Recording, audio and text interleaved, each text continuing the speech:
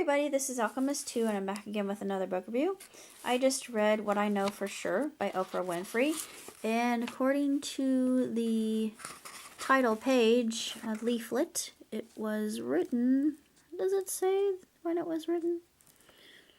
September, okay, first edition September 14, 2014. Alright, this is what she calls a semi-memoir. She goes into her rather difficult childhood, and I like the fact that she was so candid, and she talks about her road trip with Gail and how she met Tina Turner and how she was just so racked by her presence and how nervous she was around her role model. Of course, who wouldn't be?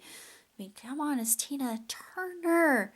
But she talks about how her life was changed in an interview. I forget if it was Larry King who asked her, "What do you know for sure?" And of course, that whole phrase just completely knocked her on her ear, and she started thinking about that in a more, I guess, esoteric, philosophical way. And this is a philosophical book, and I absolutely love it. And it's full of wit and wisdom, and it speaks about where she's been, how far she's come, and where she's going. And I can't help but actually be very inspired by Miss Winfrey, because she has not had an easy road coming to meet her partner in Stedman, and all the people who have supported her and buoyed her and just given her encouragement just reminds me a lot of my own, well, maybe not, I'm exaggerating. My journey has been interesting as well, and this book came into my life at the right time. And I'm reading a lot of the scriptures that she is pointing out, and I'm thinking, yes.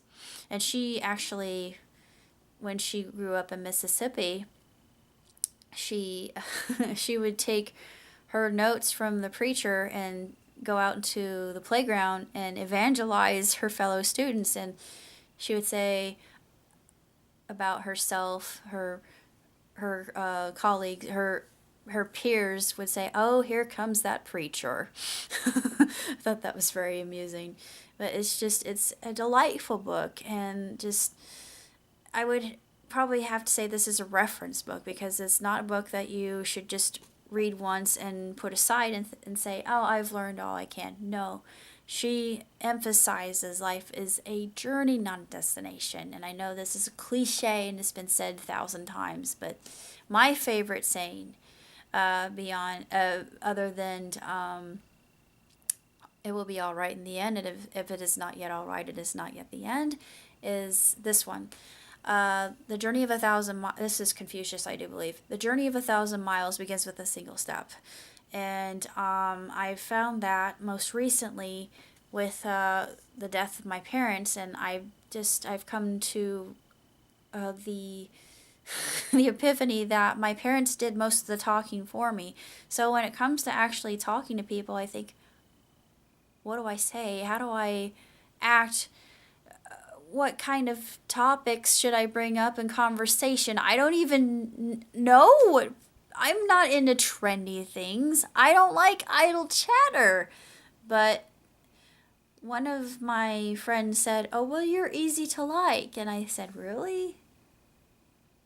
Do you know me?" But I was just being hard on myself. I thought, "Oh, no, I'm just thinking that I'm weird again," which I am. I am kind of strange.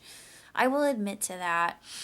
But I can interact with other people well, and Oprah, she has the same thing I have. She gets nervous in front of crowds, and she doesn't really like being around too many people, and she's become more social with time, and it's bettered her as a person, and life has a tendency to do that. And just only recently today, I had another chimney sweep. My third one this year. And actually, in this month alone, I should say, there have been 3 chimney sweeps. And if you don't know what a chimney sweep is, it's this little bird that's got kind of wiry feathers that extend out from its tail. It's very interestingly designed. And I can't help but be in awe and marvel at the design of this bird, and just think of how exquisite evolution is, and how just gorgeous its whole body is. I'm just looking at it thinking, the Bernoulli affected you very well. And just looking at this little guy and thinking, oh, he's so adorable. But he was just absolutely terrified because the dog snapped at him one time, and I thought, he's gonna die. But no, I got a hold of him. I have a cat too, so he had two predators in the house, and me, he's thinking I'm a predator. And I got my gloves on. I have cooking gloves, so I grabbed him, well, gently. I just lightly, I was speaking to him in a very soft tone. And I said, don't worry, I've got you. I'll take care of you. Don't be afraid. I kept trying to calm him. And eventually he trusted. I've had this happen over and over again. They will trust you after. If they know your intentions, or if they feel that, if they have that sense in them, they will trust you. And it's, I'm still kind of in awe. I'm all tingle because I got a chance to actually, they're so soft, they're just so fragile. And I almost thought that he was gonna die because he was just, breathing so hard. I could feel his little heartbeat against my hands. But I said, okay, go, you can fly, go fly, you're free, fly away. And he wasn't flying away. And the dog's looking at me like, oh, mama, you're my sugar. But I finally let him go, and he flew just off into the distance. But I knew that he was thanking me in his own little way, because he was looking up at me with those little brown eyes of his. It's like that. Life can be, you can be like that little chimney sweep. You can be, flying around and running, flying into windows and flying into doors, not really knowing where you're going, and you're scared.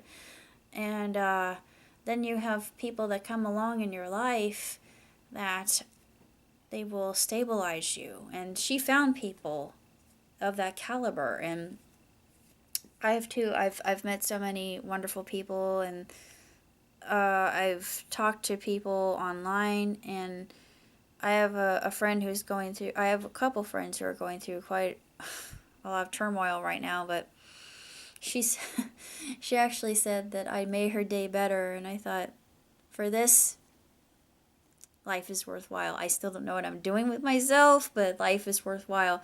I recently came across film and animation, and I looked up some information concerning that, and so many people have been saying, why don't you do that? And I thought, I hadn't really given it any thought. I've got 2 degrees. I've got a bachelor's, I've got a minor, I've got an associate's in science.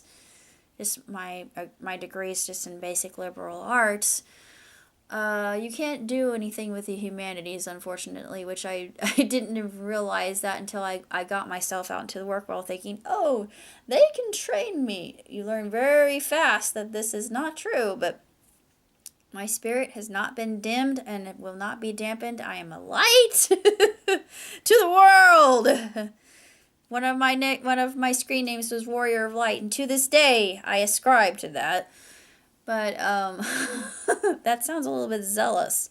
I'm hoping I don't come across as that. But anyway, forward and onward into the unknown. This creepy, scary unknown. But anyways, it's an interesting lot in life, and I'm learning a lot, and just taking my time and seeing what comes ahead. So I got another email recently about the contest for Lily Singh, and we'll see what happens. Wouldn't it be crazy if I actually won? I don't know what I would do with myself, but until next time, live long, prosper. Ciao, Tootsie.